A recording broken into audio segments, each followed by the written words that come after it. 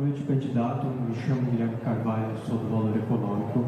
Eu gostaria de perguntar qual será a posição da sua candidatura, ou quando for eleita, em relação ao Supremo Tribunal Federal. Eu sei que o MPL, o Partido de Missão, já fez críticas diretas aos ministros, tendo como exemplo o ministro Alexandre de Moraes, mas num governo será combatido ao Supremo ou tentará aprovar projetos para, na avaliação, restringir um pouco o papel do Supremo? Como será a condução do governo nesse caso? Eu sou um democrata, eu quero governar o Brasil. E quando eu falo governar o Brasil, eu espero de maneira muito cordial que o Supremo se comporte como um ente constitucional defensor da Constituição, que é isso que o Supremo serve. E se ele se comportar dessa maneira, eu agirei também da maneira mais respeitosa do Supremo, porque é assim que o presidente da República tem que ser. E assim que o Supremo tem que ser com relação ao presidente da República, e assim que o parlamento tem que ser com ambos. Hoje os poderes estão corrompidos, cada um defendendo o seu próprio privilégio, ou quando juntos participando dos mesmos escândalos de corrupção. Basta ver o escândalo do Banco Master. Eu quero que sejam investigados ministros do Supremo, ou parlamentares ou presidentes de partido, que estão hoje parte dos mesmos escândalos de corrupção. Entretanto, não serei eu a declarar guerra a eles no primeiro dia, porque isso é manter o Brasil na mesma crise que nós vivemos. Nós temos uma guerra a enfrentar no dia 1 do meu governo. É a guerra contra o crime organizado e é a guerra contra a pobreza e a ausência de trabalho e contra o endividamento do Brasil. Nesse momento eu vou convocar todos, do empresariado, à imprensa, aos partidos políticos, ao judiciário, ao parlamento, a todos participarem dessa reconstrução. E espero que colaborem, porque quem não quiser colaborar com o básico, aí sim, vai estar entrando numa rota não só de enfrentamento com o osso, mas de pura vilania.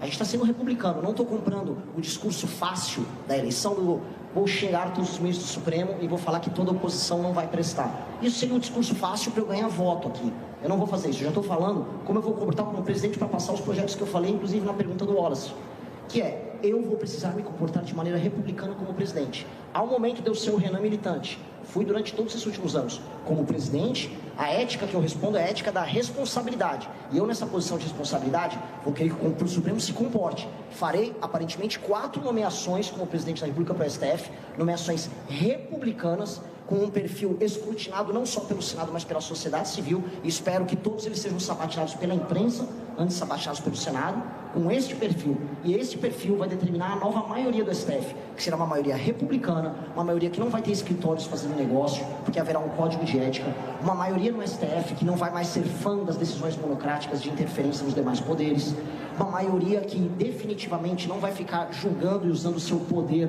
julgador sobre parlamentares que devem fiscalizar o STF, que é isso o sistema de freios e contrapesos que a gente aprende na faculdade de Direito. É isso que eu vou determinar através das minhas nomeações, mas tudo de maneira republicana.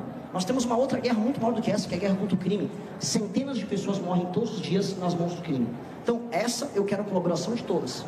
E aí espero que o Supremo e o Congresso Nacional se comportem de maneira republicana como eu me comportarei. Candidato Danielson Cambuim, revista Panorama. Sobre ministério, o senhor já tem nomes, está conversando, poderá haver ou não nomes de outros partidos no seu ministério? Eleitos pela eleição terão que deixar a Câmara ou cargos para assumir ministérios no eventual governo do senhor? Bom, esse aqui eu já estou tentando convencer ele a abandonar minha liderança de governo para vir ser o meu super-ministro, ele já até foi anunciado. Mas, sim, estamos conversando com muitas pessoas. Sim, nós vamos fazer composições republicanas com partidos, não vejo nenhum problema, até porque as maiores democracias do mundo fazem isso. O que eu vou falar aqui para a imprensa, e vou deixar muito claro para vocês, hoje, ninguém sabe o motivo pelo qual uma pessoa ou um político é nomeado para o ministério. Em países parlamentaristas, e infelizmente a nossa Constituição ela é confusa, porque ela é parlamentarista e presidencialista ao mesmo tempo, eu vencerei a eleição e depois eu tenho que vencer outra eleição que é da maioria no parlamento. Pois bem, vou fazer igual nos regimes parlamentaristas. Aqui estão os termos do partido político que venceu a eleição: combate ao crime, reformas fiscais que alteram a dinâmica de gastos do governo brasileiro, reforma no Pacto Federativo, aumento de investimento em infraestrutura. Essa é a agenda. Todos os partidos, portanto, de maneira democrática, que queiram fazer parte do governo, subscrevam com uma resolução do seu partido, vinculando ao voto dos parlamentares essa agenda, e me indiquem nomes técnicos, sem nenhuma mancha no seu currículo, para participarem do meu governo. E sejam todos sabatinados pela imprensa como tem que ser. É isso. Esses são os critérios serão todos públicos.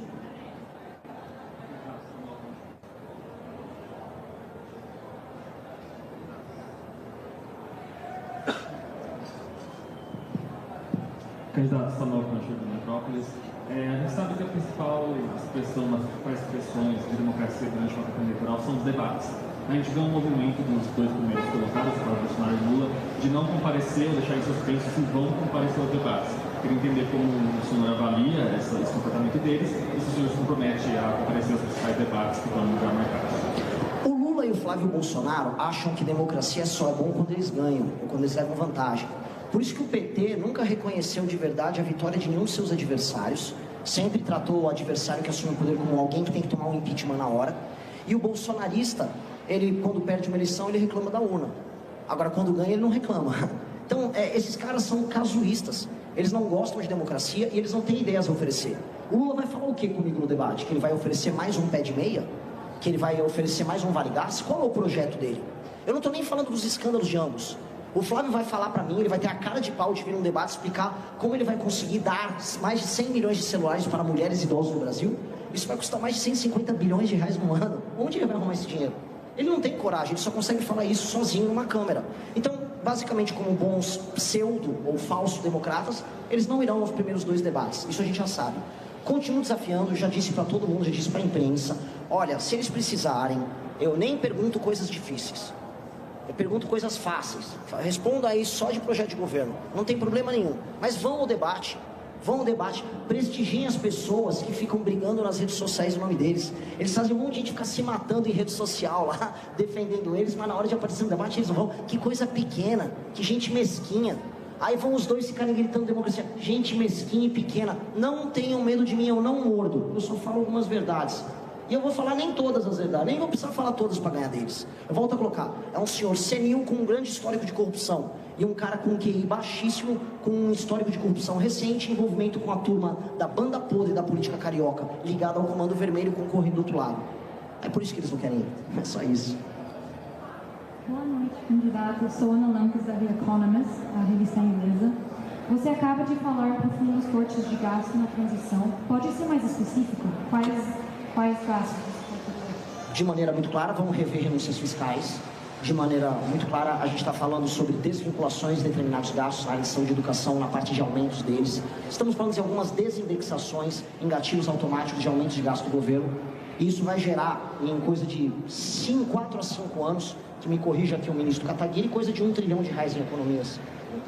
1 trilhão e 100 mil reais em economias. O que vai tirar a rota de colisão do Brasil com a quebradeira, o que vai tirar o Brasil, vamos dizer, desse aumento escalonado e acelerado da dívida, e vai encaminhar a gente para um caminho seguro do equilíbrio fiscal. Para que, já que você é do veículo inglês, para que ingleses, americanos, chineses possam investir aqui, sabendo que passa a ser um porto seguro para investimentos.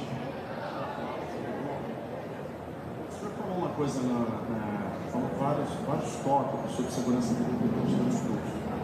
Eu tenho dedicado a fazer muitas reportagens sobre segurança do transporte e aprendendo nos últimos meses. Eu queria entender, o senhor falou que vai reduzir a taxa de homicídios, o número de homicídios, mas ao mesmo tempo, o senhor disse já anunciou que se ganhar vai entrar no concurso ou não.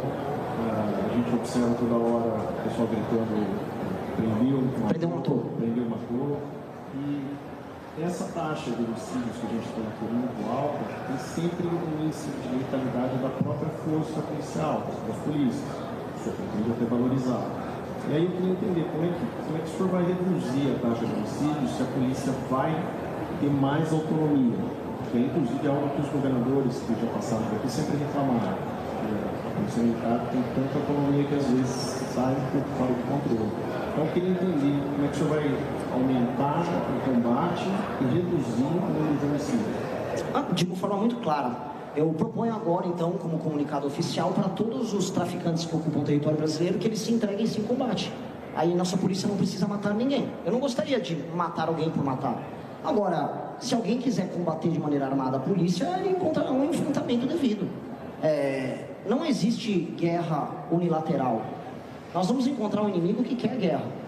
Se ele quiser se entregar, nós entregaremos ele para a cadeia, que é o que nós queremos fazer. Nós somos um país republicano. Agora, se eles quiserem um enfrentamento, eles terão um enfrentamento. O que nós não podemos negar, olha só, desculpa estender aqui um pouquinho, é ficar numa ficção em que um lado mata as pessoas, nós temos mais de 100 homicídios diários, e o outro não tem um plano de ação coordenado para fazer o enfrentamento. Eu volto a colocar, eu adoraria apenas que eles se entregassem.